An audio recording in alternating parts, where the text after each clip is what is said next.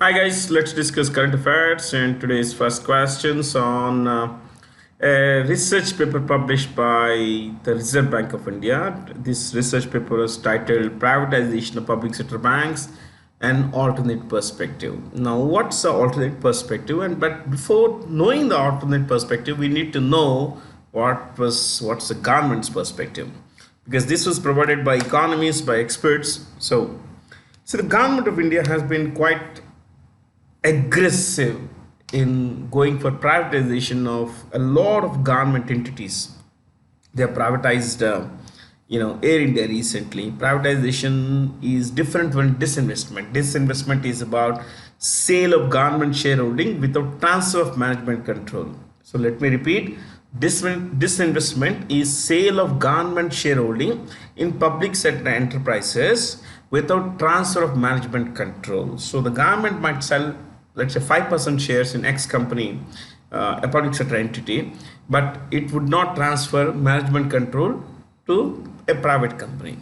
Now, in privatization, along with sale of government shareholding in private sector in public sector enterprises, the government would also transfer management control.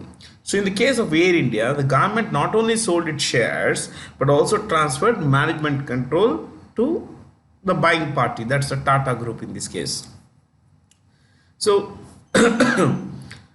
in see on 1st February 2020, if I'm not wrong, 1st February 2020, in the budget for financial year 21, the finance minister had talked privatizing two public sector banks, and most likely contenders were the Indian Overseas Bank and Central Bank of India. Now, these two banks were more or less pegged to be, they were more or less chosen to be privatized. This is they meant initially the speculation was about having four banks, three to four banks, and one of these banks or two of these banks could be privatized. Okay, there is Bank of Maharashtra also one of these, but more or less the government has been saying that that public sector banks named Central Bank of India and Indian Overseas Bank could be privatized. They wanted to privatize, but things had gone pretty bad for the government. In this case, COVID happened, and after that, a lot of volatility in world stock markets has meant that the price of the valuation would not be there for these companies. Today, Central Bank of India share trades at just about 19 rupees 80 paisa, which is quite low. Yeah. So anyway, the Reserve Bank of India came up with this paper which said that the government should go slow on privatization. It's been pretty aggressive, but we suggest the writers, the authors of this paper, research paper, have suggested that the government go slow. Government plural entity, government go slow. So they have suggested that the government should not be aggressive in privatizing public sector banks. Let us see how it goes, because things are not looking up for the government this year, at least this financial year. Things are bad around the world. But while inflation is eating into budgets, and inflation is also impacting the economic growth, at the same time, a dampness in the dampness in the demand overseas has meant that exports could suffer. So things are going bad everywhere. I mean, globally they are bad, and in the course of this talk we'll also look at a few things concerning inflation in a while. Okay, in the world over, which countries have the highest inflation? So in this case, the Reserve Bank of India is the answer, and I want you to write a bit about the guys who run the Reserve Bank of India. See, the Reserve Bank of India is, has a chairperson, and sorry, has a governor and four deputy governors. The governor, as you know, is Shakti Kanta Das. Shakti Kanta Das. Shakti Kanta Das is a RBI governor. Now, he is assisted by four deputy governors, and I want you to write the names of these four deputy governors. Let me clear this. Michael Debabrata Patra. Debabrata Patra. That's one. Two. Okay, let's not take the surnames. Yeah, pretty long. Then M. Rajeshwar Rao. M. Rajeshwar Rao. Mahesh Kumar Jain. Mahesh Kumar Jain. Jain. Jain. Then T. Ravi Shankar. T. Ravi Shankar.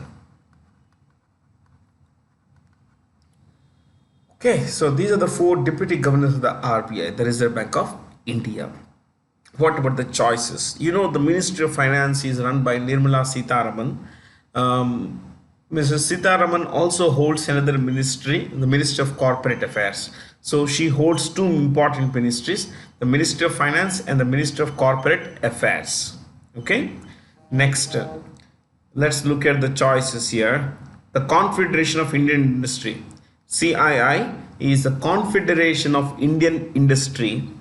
The Confederation of Indian Industry. It's led by Sanjeev Bajaj. Sanjeev Bajaj. Sanjeev Bajaj. He is chairman and managing director of Bajaj Finserv. Bajaj Finserv. Sanjeev Bajaj, CMD, Bajaj Finserv, is a chairperson of CII. NASSCOM, this is the National Association, I repeat, the National Association of Software Dealers. The National Association of Software Dealers. I'm so sorry. The National Association of Software Companies, Software and Service Companies. National Association of Software and Service Companies. The double S stands for Software and Service Companies. The National Association of Software and Service Companies. This is led by what's his name? Yeah, there is this TCS high-ranking executive now, Krishnam Ramanujan. Krishnam Ramanujan. Okay, so he is chairperson. What about FICCI? FICCI is the Federation of Indian Chambers of Commerce and Industry. The Federation of Indian Chambers of Commerce and Industry. Let me repeat, the Federation of Indian Chambers of Commerce and Industry. This is run by Sanjeev Mehta. Sanjeev Mehta. He is a chairperson of Unilever, Hindustan Unilever Limited, HUL. He is the CEO of HUL, Hindustan Unilever Limited. Let's go to the next one. Claiming his third successive victory, Francisco Bagnaia of Italy won the 2022 Austrian Grand Prix or Austrian Grand Prix. Okay, so this guy is currently the winner of he's a winner of the 2022 Austrian GP, MotoGP. Now, what is MotoGP? You could write this: Premier Moto or motorcycle. That's better. Premier motorcycle road racing. Motorcycle road racing. Premier motorcycle road racing. Okay, that's one. Second, you write his name. Francisco Bagnaia dash rides, his team's name is rides RIDES, rides for Ducati Lenovo team. Ducati Lenovo team. Okay, see, here you see Audi Sport. Yeah, I'll tell you something. Ducati is owned by Lamborghini. It's owned by Lamborghini. Fair? Lamborghini is a division of Audi. Audi is owned by Volkswagen. Let me repeat. Ducati is a division of Lamborghini. It's Lamborghini in turn is owned by Audi. It's not, don't say Audi, say Audi. Okay, Audi, which itself is owned by Volkswagen. The V is pronounced with an F. These are two German words, Volks and Wagen. Volks means people, Wagen is car, people's car. Okay, so Volkswagen owns a lot of other brands, Skoda, Skoda, Skoda, Porsche. It owns, Bentley, Bugatti, Scania, Seat, lot of brands. From here, what else do we have here? Some names and everything. Yeah, Lenovo. Now he belongs to Lenovo team, isn't it? Now Lenovo is the world's largest PC seller by unit sales. By the number of computers sold, Lenovo is the world's biggest company, biggest PC maker, world's biggest PC maker by unit sales, by number of computers sold. Okay. A lot, maybe we could discuss this in the classes to come. I love to discuss all these things. See, this is Pecco, that's his nickname. This is Francisco's nickname, Pecco. He's actually called Pecco Bagnaia. You see this is Michelin. Michelin, you see this Michelin, and by the way, Michelin is the official tire supplier to both MotoGP and Formula One. Okay, and when you talk of Michelin, you have this logo of Michelin, which which is like tubes. The person is wearing tubes kind of thing. That guy's name is Bibendum. The Michelin logo is Bibendum. Bibendum. Yeah. Michelin logo is Bibendum. Chalo, from here, let's go to this. By the way, while he has won one championship, who is the 2021 World MotoGP champion?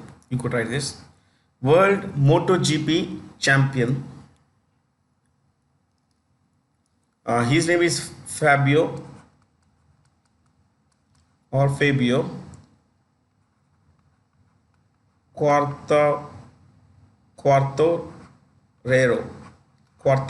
of France.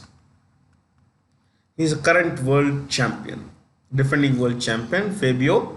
Fabio belongs to France and he rides for Monster Energy. Monster Energy. Monster is an energy drink from the US. Monster Energy Yamaha.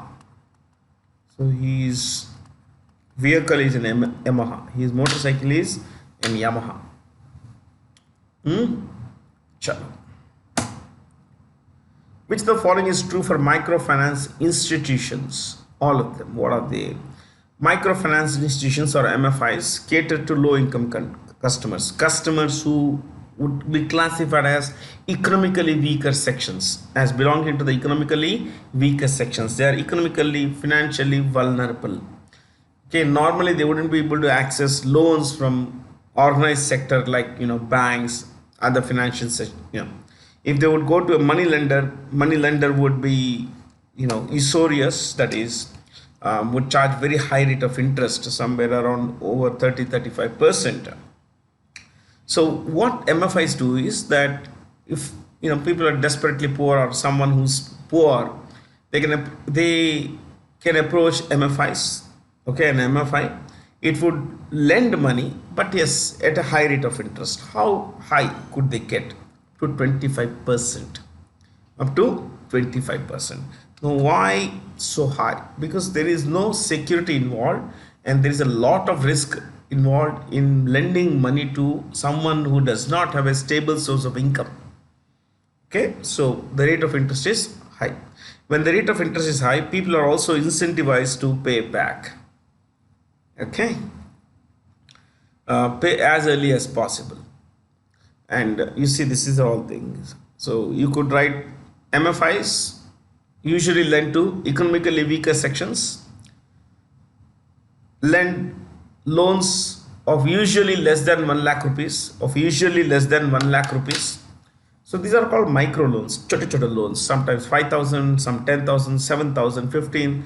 But usually any loan below 1 lakh rupees would be classified as a micro loan. Fair. So they charge an interest of anywhere between 22 and 24%. 24% would be 2 rupees. 12% is 1 rupee.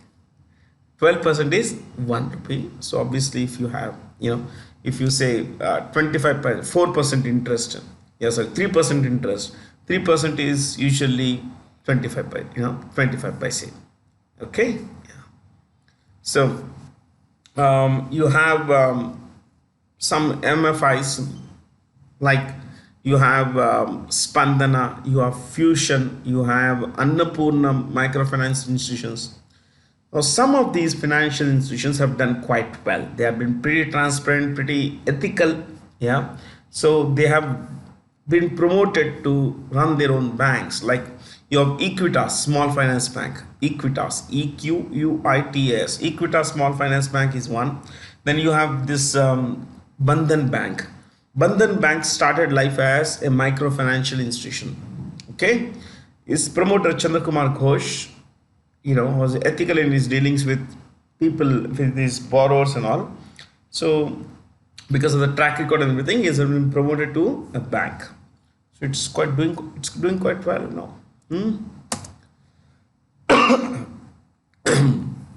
Government assistance given directly or indirectly to beneficiaries from small and low income groups as per the existing schemes of government is known as subsidy. I'll give you a simple definition. This is a very long, very big definition. I'll give you a simple definition. You could write this. Underline the word subsidy, right? Also called under recovery. Also called under recovery. Under recovery.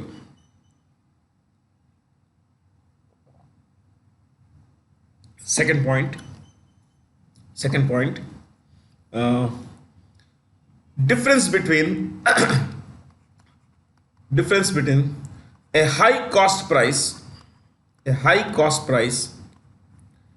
and a low sale price.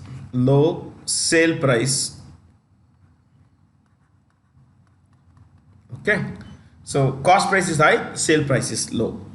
The difference is called subsidy. Usually when we get say 10 rupees off and everything, we call it discount. The government calls it subsidy. Okay, next, you could write this: major forms or examples of government given subsidies.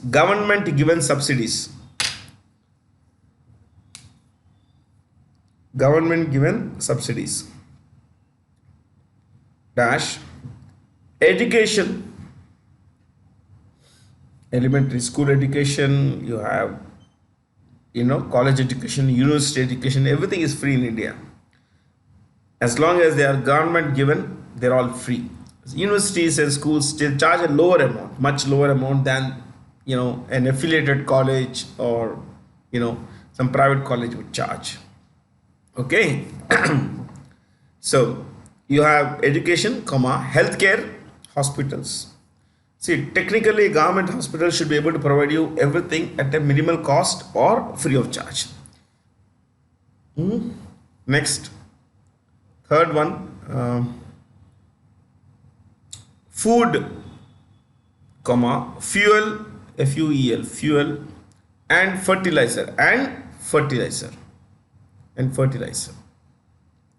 So let me give you some examples. I have an entire slide devoted to this. Okay.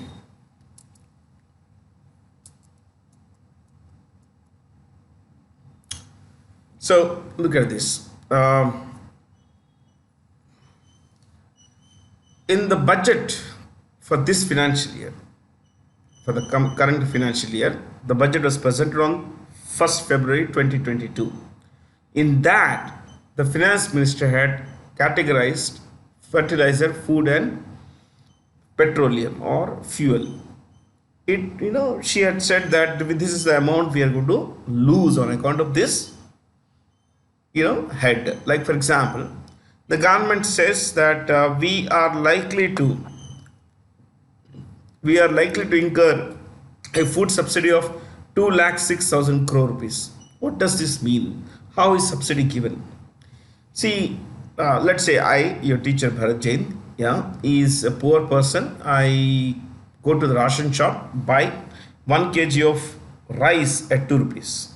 Rice 2 rupees per kilo. Okay, this is per kilo. No, rupees per kilo. Rupees per kilo. Here also we can write no.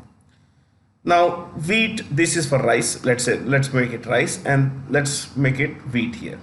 Wheat is 3 rupees per kilo. So I go to a ration shop, I can buy rice or wheat at 2 and 3 rupees, 2 or 3 rupees respectively. One of these things. Now, how does the government get all these things? Rice, wheat and all that. The government doesn't produce. What the government does is, it procures food grains from farmers. So there is a farmer, okay, who grows a certain crop, let's say rice, and has rice now. He wants to sell to the market. The market might give a lower price than, because of supply issues and everything, there is a lot of rice in the market. He may not get a better price than what the government offers. And the government needs this for distribution to poor people and all that. So what the government does is, it buys from the farmer by offering a price called MSP, minimum support price. The minimum support price. MSP, minimum support price. It's a minimum price the government gives to support the farmer. So the government gives MSP, buys rice from the farmer, takes it to FCI godowns. So there is transportation cost. One, paying to the farmer, procurement cost. Two, transportation cost from the mandi to the FCI godown. From the FCI godown, after being storing it there, it is sent to the ration shop, fair price shop, FP shop. Now, please understand, storage costs money, transportation costs money, yeah, because people load, unload, they need to be paid and all that. So, let's say the food grain comes to the ration shop. Now, the ration shop guy sells this at a discount. I go to a ration shop, I buy 2 rupees, but given the procurement cost, the transportation cost, the storage cost, all of this would cost the government of India 27 rupees per kilo. So the government of India in effect spends 27 rupees in buying 1 kg of rice, but it sells that to me at 2 rupees. So per kg loss is 25 rupees. This data comes from the Economic Survey of India. This is not my data. Okay, now same thing with wheat. The government spends 37 rupees. To the farmer, it pays MSP. Transportation cost to the FCI godown from the mandi, from the market. From the market to FCI godown where it is stored. From there, it is brought to the fair price shop, and everywhere, there is a loss. The government spends 37 rupees in buying 1 kg of wheat, and eventually it collects only 3 rupees. The difference, you see, it's subsidy. That's the loss they are going to make through these differences. Yeah, the differences in these two cases. Now, one more thing. See, I'll show you the data at the bottom. You see this here. Before COVID broke, this was the budget. See, 2020, 21. So, this was presented on 1st February. On 1st February, before COVID broke, Finance Minister Nirmala Sitharaman had said the food subsidy is likely to be 1,15,000 crore rupees. Take 1,16,000 crore rupees. Okay, but COVID happened, economy shut down, people lost jobs, migrants moved back to their places, and without income they could not have bought stuff. So the government said, even because of COVID and everything, even if people do not have money, we are going to supply them food grains. In most cases, free food grains. So, free food grains cost money. See, the government may give it free. I may collect the money now, food grain for free. But the government has spent money. To the farmer, it paid MSP, transportation cost, storage cost, everything. So, the money it spent and the money it collected from the public, there is a huge difference. So, they estimated the they estimated the subsidy to be 1,15,000 crore before COVID broke. And once COVID broke, this was in February. So for the data is till 9th December. Oh, sorry, December 2020. December 2020. So they said we are likely to suffer a loss of subsidy. We are likely to offer a subsidy of not 1,16,000 crore but 4,22,000 crore. An extra 3 lakh crore rupees the government spent on providing free food grains to people. And this is for the first 9 months. I mean, first 9 months they made an estimate for the keeping in mind the next 3 months also. But this is budget estimate. The numbers could change, so there is a revised estimate here. Now this revised estimate finally comes into 1.5 years later. It comes to an actual amount. You see this 2020 actually is how much? 5,41,000 crore. Initially, how much did they send? They would spend 1,16,000 crore. But they came to the number.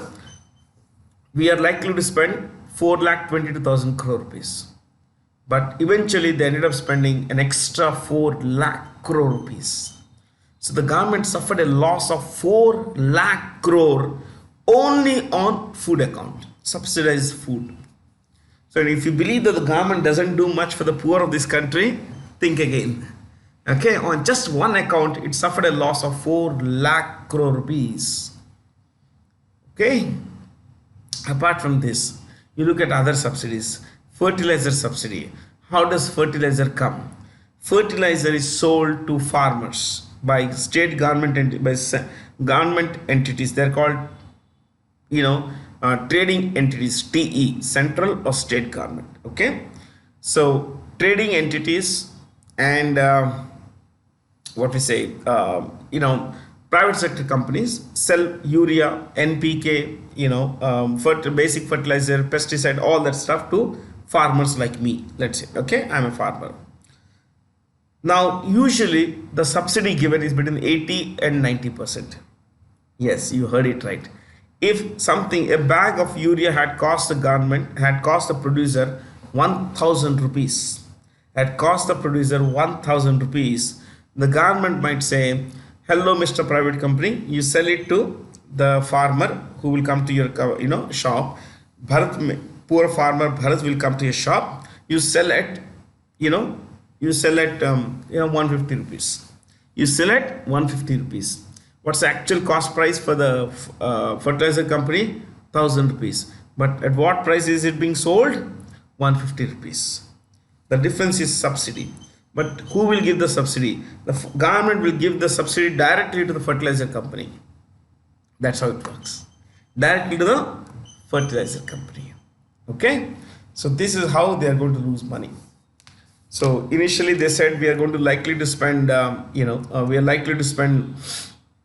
71,000 crore on what is that fertilizer subsidy, and eventually they ended up spending 1,40,000 crore rupees, almost double. See, this is how the government spends money. Okay, yeah.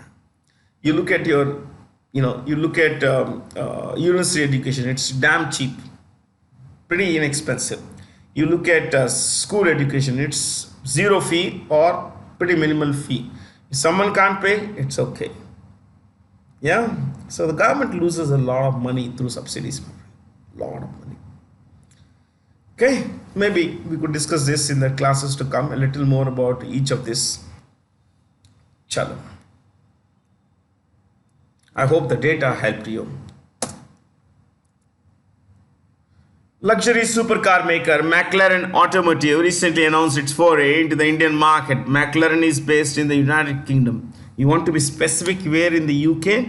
There is a place called Woking, a city called Woking in England, which is a constituent of United Kingdom. So, it doesn't have a full-time CEO, but before that, McLaren was founded by a guy called Rod Dennis. Founder Rod Dennis. Isn't it a beautiful supercar? Yeah. Yeah, it costs a lot of money, man. So work hard, get money, buy this car, give me a ride. Well, don't take me for a ride. So Rod Dennis is the founder. McLaren doesn't have a full-time CEO for now. It has an acting CEO named Paul Walsh.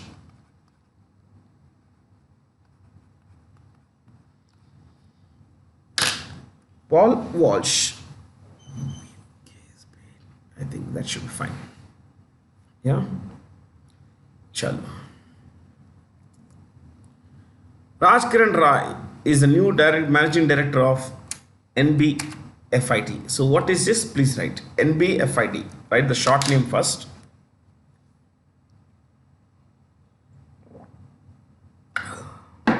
Dash National Bank for National Bank for Financing Infrastructure. Financing Infrastructure. National Bank for Financing Infrastructure and Development and Development.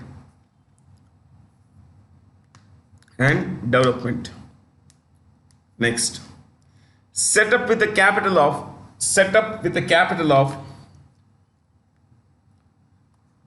rupees 1 lakh crore. Yes, that's the amount. 1 lakh crore. 1 lakh crore. Next. Main function is to finance or to lend for otherwise.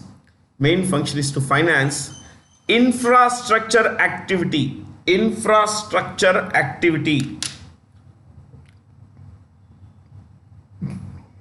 Dash, let me elaborate on this. Dash, provide lending,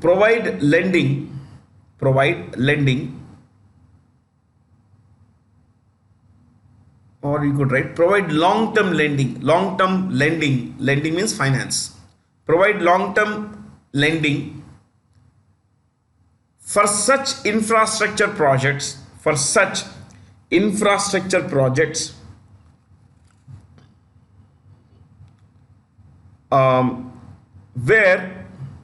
where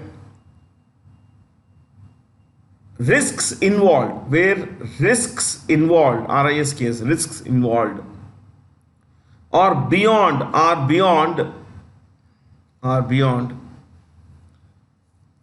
the limits of commercial banks.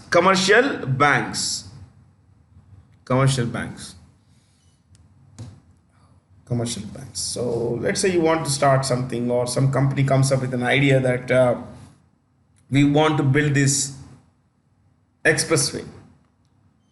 Now this is infrastructure, but not many companies would be willing, not many financial institutions, not many banks would be willing to lend to your company to build roads. So the government said infrastructure is very important for us, extremely important, and we would want that infrastructure financing is provided. But given the circumstances, a lot of banks, given the circumstances in which these banks, with these entities have been stuck because of bad debts, because of because of low or poor performance of certain infrastructure things. So the idea here is they won't be able to get money outside. So they can borrow money from NBFIT. That's a goal.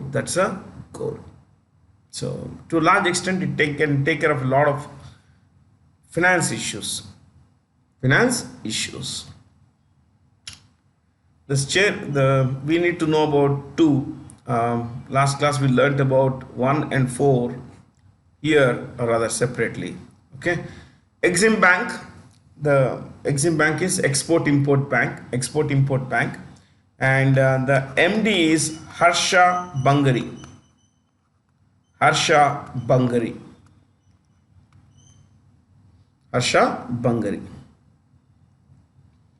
SIDBI. Sidbi is Shiva Subramaniam. Shiva Subramaniam Raman. Double N. Shiva Subramaniam Raman. Okay. This Raj Kiran Rai is the ex-chairperson of Union Bank of India. Union Bank of India. To promote two-way mobility of institutions, with which nation did India set up a working group for promoting transnational education? Australia, of course. This is Australia. It's a very large country. Like I told in the previous class, 76 lakh square kilometer big. Huge country. So a lot of Indians are going to Australia to gain education and to not just study, but also people are going for work related stuff. You know what? Education in Australia is much cheaper than the education in United States and some parts of Europe. Yeah. So this is Cambodia. Let's look at this. This is Singapore. Let me take you. This is India, Burma or Myanmar, Thailand in yellow. Here there is this in brown, light brown, Laos, LAOS, whose capital is Vientiane. It's a single party communist state. Vientiane. This is Cambodia, Phnom Penh, Cambodia. Phnom Penh.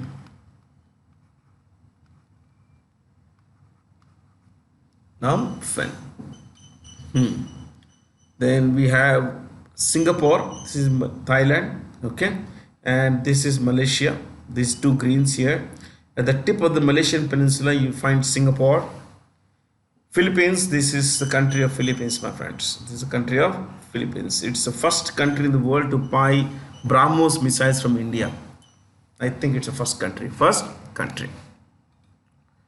So, see, they are afraid. All these countries. Vietnam is anti-China. Philippines is anti-China. Okay.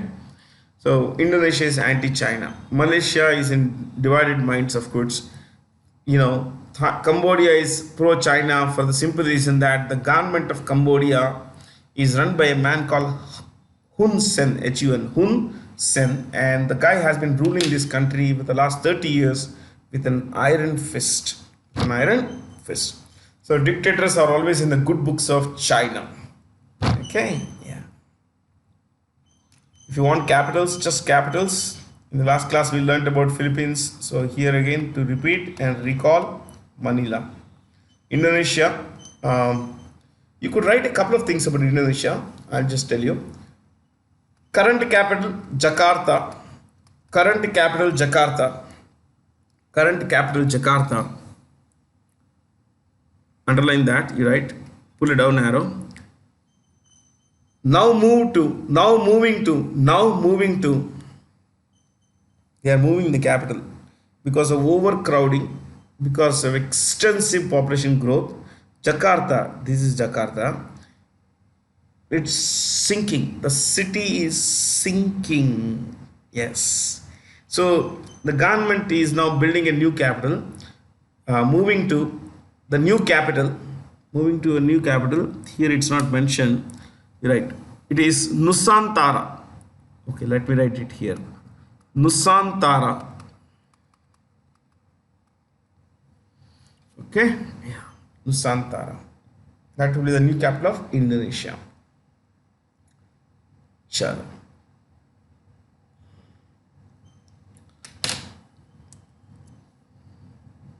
External Affairs Minister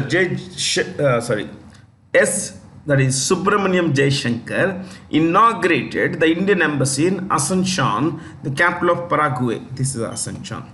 These are the only two countries in South America which are landlocked. You see, every other country has access to the coast. Every other country.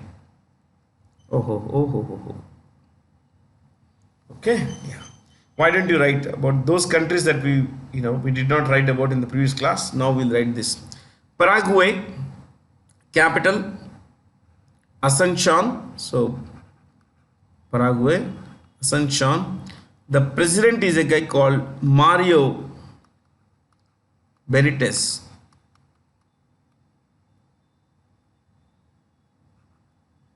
Mario Benitez. Dash. What's the capital? We know. What's the leader? Who's the leader? We know. What's the currency? Difficult to remember. Guarani. Guarani. Is it? Guarani. Let's go past this. Couple of more choices we can pick. Uruguay. This is Uruguay here.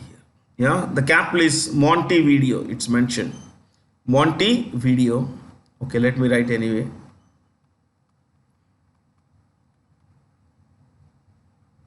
Next. The president is Louis Lacaille Pou. Simply Louis Paul. Pou. Sorry. Not Paul. Pou. Louis Lacaille Pou. Louis Lacaille Pou. And the currency is peso. Peso. So one last country. About Chile and Colombia, in the last three classes I think we discussed. This is Ecuador, and it's the only country in the world named after equator. This is the equator that passes in the north of the country, through the north of the country. Ecuador, you can see the capital, Quito, and the president is Guillermo Lasso, Lasso. Guillermo Lasso. What's the currency of Ecuador? US dollar. Yes. US dollar. Okay. According to the latest World Bank assessment report on world price inflation, global food price inflation, which of the following statements regarding this are true? Sri Lanka is in the 5th position, actually 6th position. Since the answer is this, I'll just make the correction here. Okay, Sri Lanka ranks 6th in the world with highest food inflation. Lebanon, Zimbabwe, Venezuela and Turkey rank, then this is Turkey and Iran, not Iran, Iran. 6th is, Sri Lanka. First ranked, first 5 ranks. Okay. Rising food prices have a greater impact on people in low and middle income countries. See, inflation, as you know, is basically a rise in the general price level. You look at a country like Lebanon, it has had massive impact because of the Ukraine war, because of its long running economic crisis. Oh, it's a country that's deep in a, I normally would say shithole, but yeah, deep in a barrel of, garbage. I mean, it's in a very bad shape. And it's been like this for the last 4.5 years, 5 years. Yeah. Lebanon has an official inflation rate of 332%. India has around 11%. Lebanon has 332%. Zimbabwe about 255%. Venezuela, I want you to write this. Venezuela, world's largest oil reserves. World's largest oil reserves. So, it has more oil than any other country in the world. But it's a bankrupt country. Yeah. For Turkey, they changed the name to Turkey. Okay. Iran has one of the largest gas reserves in the world, top 3 in the world. In fact, number 2. Second highest gas reserves in the world. Highest is in Russia, second is Iran, third is Qatar, QATR. Top three gas reserves, Russia, Iran, and what is that? Qatar. Qatar. Okay, chalo. Things are pretty bad everywhere, my friends. The Ukraine war, supply chain constraints, freak weather, which has destroyed crops in some areas, which has led to scarcity of stuff. Yeah. See, grains are exported from Russia and Ukraine, but there has been supply disruption, which has meant that people look for alternate supply, alternate foodstuffs like corn. Now the demand for corn has increased, so the price of corn has increased. So this is how the world works. Who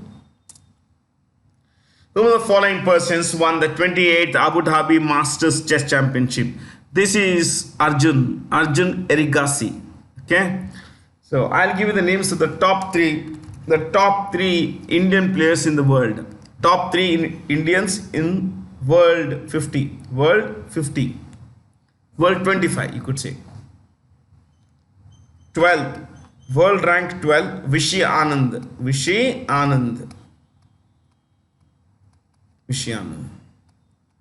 18, this guy, yeah, Arjun Erigasi, 18.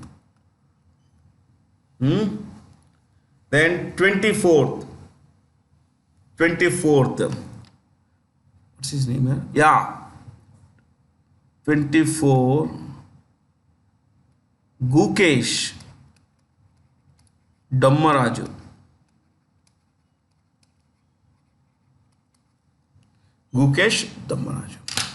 So there are three players in the world top 25. It's a nice thing, now. Which country has been issued the largest number of study, work, and visitor visas from the United Kingdom in the year ending June 2022? India. Indians have received the most number of visas, my friends. You know about Ireland. I'll just tell you about Ireland today. Among these choices, yeah. Ireland is a tiny country. See, if you look at Britain,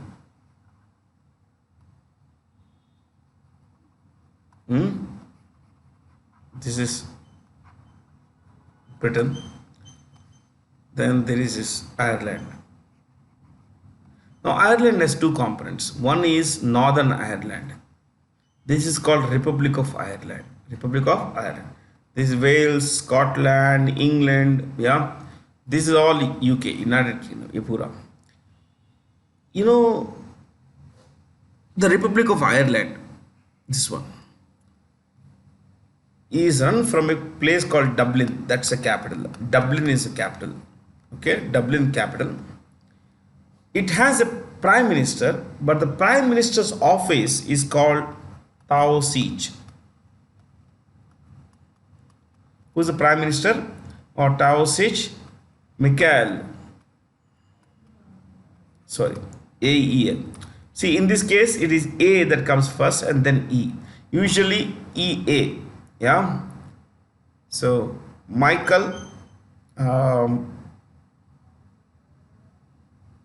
Taoiseach. Michael Martin. I'm sorry, guys. Michael Martin. This is a usual spelling, but this is a slightly different spelling. Michael Martin is the Taoiseach. You know, their parliament, we call it parliament. The US calls it Congress. In America, it's called Congress. In Britain, it's called Parliament. In Iceland, it's called Althing, Althing. In Ireland, it's called Irish Task. Irish Task, ladies and gentlemen, is the name of the Irish Parliament. Okay. Who of the following persons has been appointed India's executive director at the IMF? Krishnamurthy Subramanian, ladies and gentlemen, this is ex-chief economic advisor to the government of India. he studied, he did his MBA from IIM Calcutta, and then he did his PhD from Booth School, University of Chicago, Booth School, where his doctoral advisors were, would you believe, Luigi Gingalis and Raghuram Rajan. Terrific guy, yeah, great expert in finance, all matters finance, especially macroeconomics, and he's also the co-author of a book with Rajan named Saving Capitalism from the Capitalist. Very good book. So Krishnamurthy Subramanian, he has been appointed the executive director at IMF. Now he was a professor at ISB also for a while. He was a professor at ISB. Look at choice 4, Ananta Nageshwaran. You could write current chief economic advisor to the government of India. Current chief economic advisor to the government of India.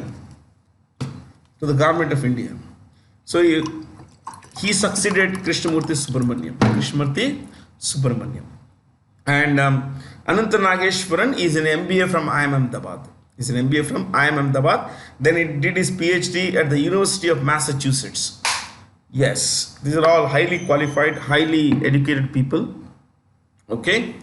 So Ananta Nageshwaran is the current chief economic advisor to the government of India. So I think that should be fine. Yeah, we discussed about the previous chief economic advisor and the current chief economic advisor. Which Maharatna company recently announced its move to invest 2 lakh crore to achieve net zero operational carbon emissions by 2046? So IOC, Indian Oil Corporation, India's biggest private sector company by turnover. India's biggest private sector company by turnover. Okay. Chairperson will just take the chairpersons of 2-3 companies. Chairperson is Shrikant Madhav Vaidya. Shrikant Madhav Vaidya. India's is the chairperson of India's largest India's largest public sector company. BHEL, Bharat Heavy Electricals Limited. Chairperson is Nalin Shinghal.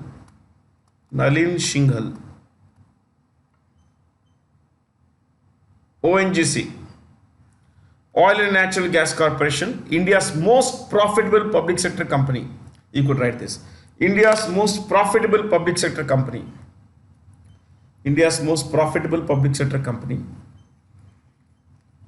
So India's biggest public sector company by turnover is IOC, Indian Oil Corporation.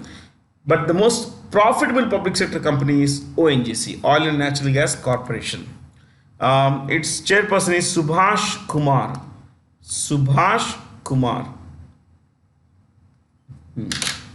Okay?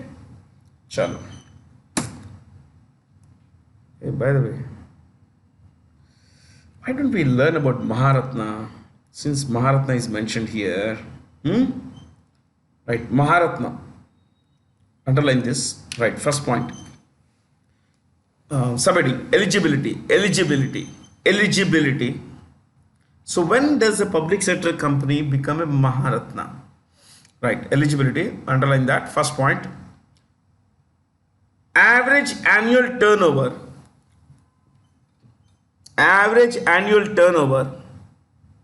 of rupees 20,000 crore for 3 years consecutively, for 3 years. Next, average annual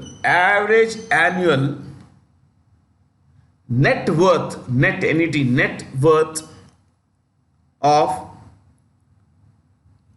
rupees 10,000 crore, rupees 10,000 crore for 3 years, for 3 years. Or third one, or if annual profit, if annual profit is over 2,500 crore, over 2,500 crore for 3 years, for 3 years. So net worth 10,000 crore, turnover 20,000 crore for 3 years. Everything is for 3 years. Or in this case, net profit is about 2,500 crore for 3 years. Every net 2,500 crore per annum for 3 years. Yes, annual net profit of 2,500 crore for 3 years. Okay, next, what benefit does it get? So subheading benefit. Benefit.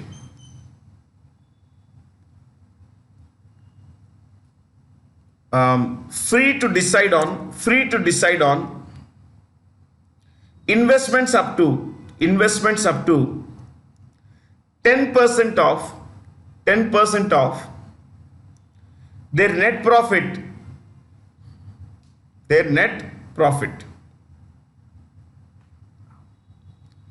or continue there, or 1,000 to 5,000 crore investment, or 1,000 to 5,000 crore investment.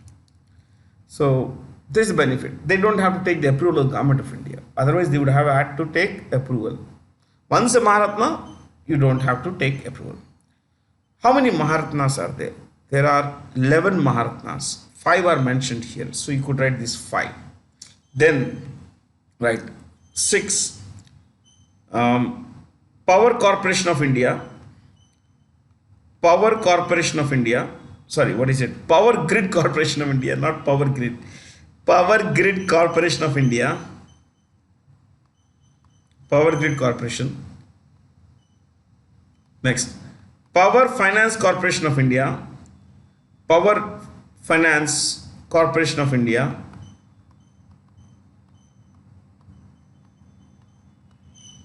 Next, SAIL, Steel Authority of India Limited. Steel Authority of India Limited.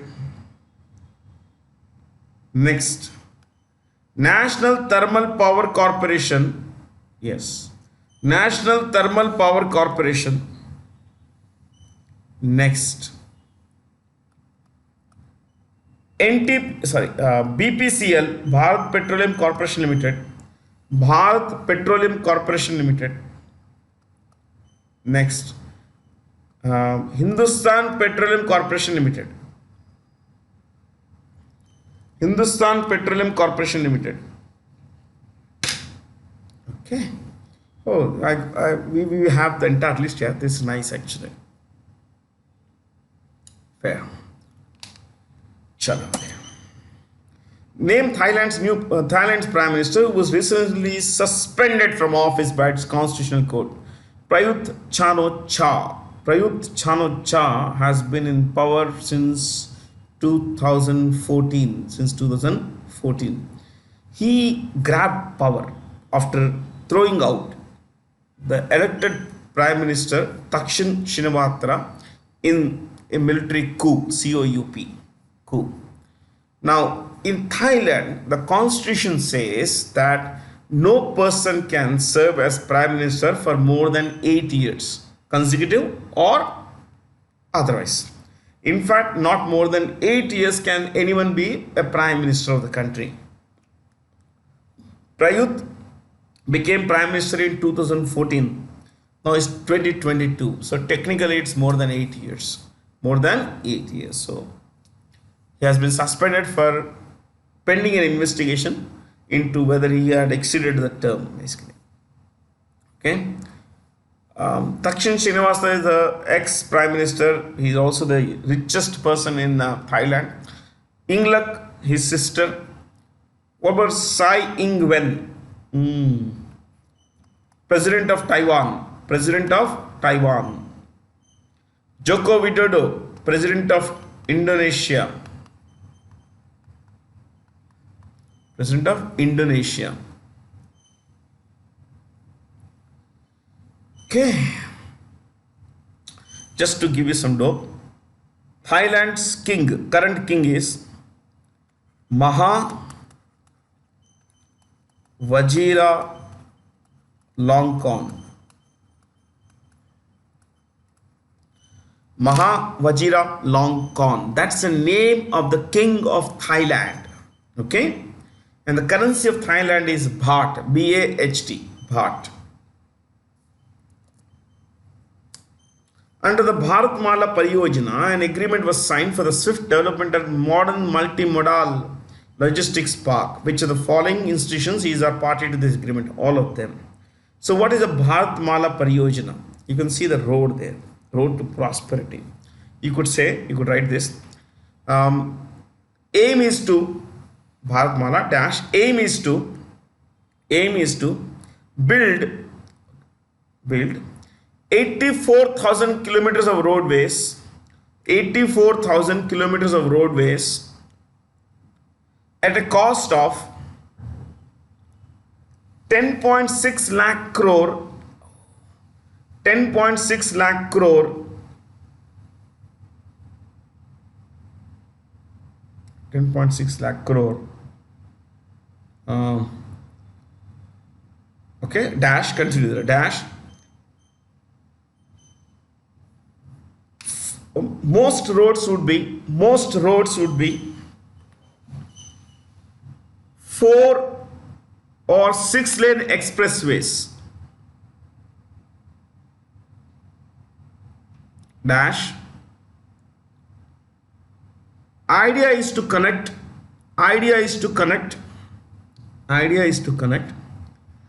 far-flung or remote areas in the border, along India's border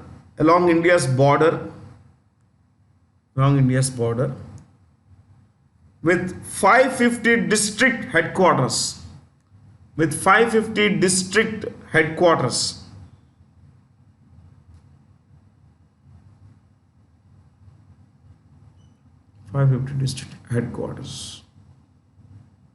So this is going to be built around, remote border areas. India shares a 1752 kilometer boundary with Nepal. 3488 kilometers with China. So we need to build strong infrastructure in the border areas so that people, one, could come into, could become a part of a larger developmental story. At the same time, this would lead to employment generation and increase in aggregate demand for all that goes into roads and all that stuff. Former Vice President M. Venkaiah Naidu released a book titled New India, which is a compilation of the selected articles of the Union Minister and Padma Vibhushan awardee Arun Jaitley. Okay, so let me tell you this. Arun Jaitley was the finance minister of India, and before he passed away, while he was the finance minister of India, he was also legal, one of India's legal aces, a constitutional law expert. What about the choices? Pramod Mahajan, Sushma Swaraj, Jaswant Singh were all members of the BJP in the past. But just before 2014, I think Jaswant Singh was expelled, and he lost the election also because he stood against an official BJP candidate in Badmer constituency. Now, Jaswant Singh is one of the very few people who have held three important ministries of finance, defense, and finance, defense, and railways. Yeah. So he has been a defense minister. He has been a, no, not the railways, foreign minister. He has been a finance minister, a foreign affairs minister, and a defense minister. He wrote this beautiful book, and I would want everyone here to read this. This book is a kind of an autobiography. It's called "In Service," in service of an, or in service of emergent India. In service of emergent India dash a call to honor. I have this book. I read this the year it was released, more than 10 years back. Fabulous book. Yeah. It would, one particular thing you could, there are two things you should look for in this book. One is the track to diplomacy India had maintained with Europe and especially America in the wake of the sanctions imposed by the, by the, what do we say, the Americans, and Western European powers plus Australia and Canada, Australia and Japan, when we tested nuclear bombs in 1998. So he led the track to diplomacy, which eventually led to the signing of the nuclear agreement with America, lifting of sanctions and everything. Okay. So Jaswant Singh, that's one thing you would find in this book. Second thing you would find is the IC-814 hijacking thing. Yeah, he was a foreign minister, if I'm not wrong, at that time, and unfortunately for him, he took he took those three dreaded, dangerous terrorists, who were used as who were exchanged for the lives of our people, who were on the plane that was hijacked, IC-814. Unfortunately, India could not have done much because the plane was in enemy territory, Kandahar in Afghanistan. Yeah, I mean, we could have barely done anything, my friends. Commander strike would be ruled out because it was the Taliban that ran Afghanistan in those days. Yeah. To bring about uniformity in fertilizer brands, under which name has the center launched the One Nation, One Fertilizer initiative. Bharat. What is it? Bharat. So, if you want to write this couple of lines, I will give you One Nation, One Fertilizer brand, One Nation, One Fertilizer scheme, otherwise, scheme, dash, fertilizer to be sold under a single brand, under a single brand, and logo, under a single brand and logo,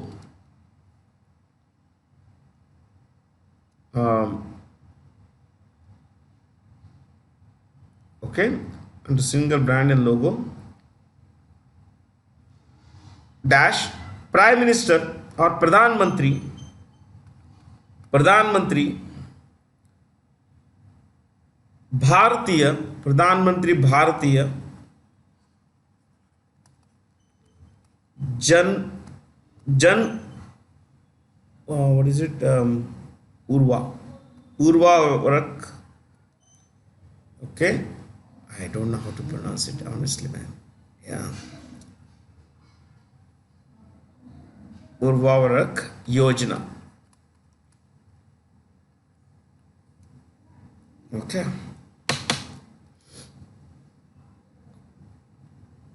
So, under this scheme, new bags would come.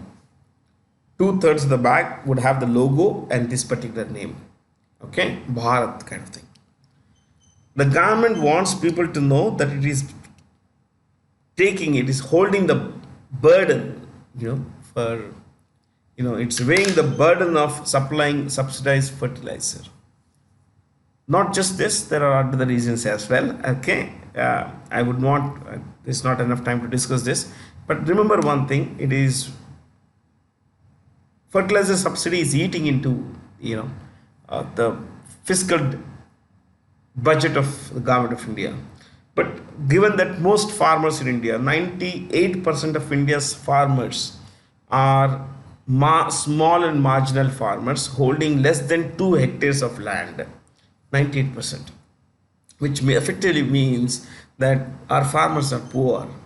They need subsidized stuff. So the government of India is giving them subsidy worth this year, the subsidy is likely to touch 2 lakh crore rupees. Yes, the latest estimate says 2 lakh crore rupees. That's a lot of money. Yeah, it's a lot of money. So the Anangtal, Tal means lake, so Anangtal lake does not make sense. Yeah, Anangtal lake has been declared, Anangtal has been declared a monument of national importance through a gazette notification by the Ministry of Culture. This lake is in Delhi and it was built 1000 years back. Built 1000 years back, you could write this, built in 1046 by Anang Raja Anang Pal Singh of Tomar dynasty. Anang Pal Singh Tomar, you could write the Tomar is Tomar dynasty otherwise.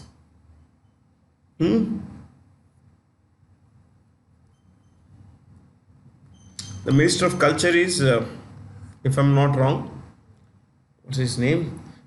G. Kishan Reddy. G. Kishan Reddy. He's also the Minister of Tourism. He's also the Minister of Development of Northeastern region. At which place was Asia's biggest private hospital named the Amrita Hospital with the 2600 bed capacity inaugurated by Prime Minister Modi? Faridabad. You know, this hospital has about 543 out of 2600 beds, 543 are ICU beds, and there are 81 super specialties. 81 super specialty and super specialties. This will be the highest for any hospital in India. Yeah. So look at this hospital. It looks more like a 5-star hotel, especially the arches at the bottom. Who among the following has become the first Indian to clinch the prestigious Diamond League meet title? Neeraj Chopra. Neeraj Chopra. You could write this. Neeraj Chopra dash first Asian to win. I think I gave you the notes in the last couple of classes. First Asian to win Olympic gold in javelin. Olympic gold in javelin. Next.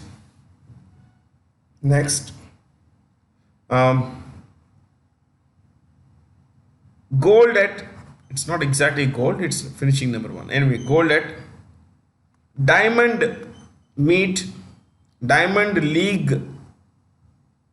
meet or Diamond League championship at Lausanne, Switzerland. Now this, my friends, he won it. Okay, now he gets a direct ticket. He qualifies for the Diamond League final. You could write this Diamond League final at this place here near Lausanne. Yeah, Zurich, Switzerland, and this will be held in the second week of September.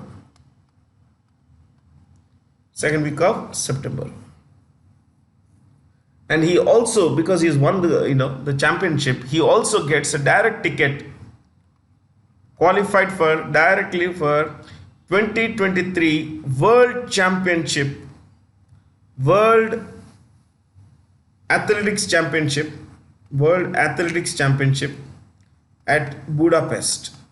Budapest, as you know, is the capital of Hungary.